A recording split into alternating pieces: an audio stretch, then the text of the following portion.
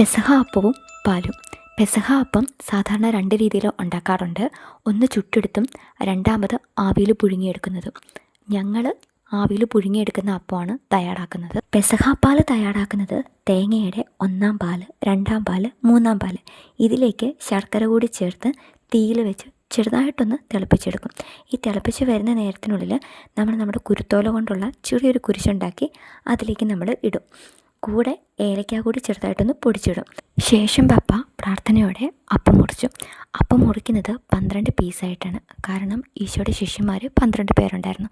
അപ്പോൾ ആ ഒരു കണക്കിലാണ് നമ്മൾ അപ്പം മുറിക്കുന്നത്. അപ്പത്തിലുള്ള ഈ മഞ്ഞൾ കഷ്ണം ഈശോയെ ഒറ്റിക്കൊടുത്ത യൂദാസ്കറിയത്തോടെ സിമ്പിളായിട്ട് നമ്മൾ വെക്കുന്നതാണ്.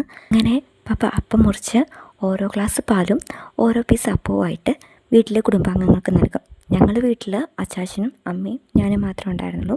അങ്ങനെ ഞങ്ങൾക്ക് 3 പേർക്കും പപ്പ അപ്പവും പാലും നൽകി.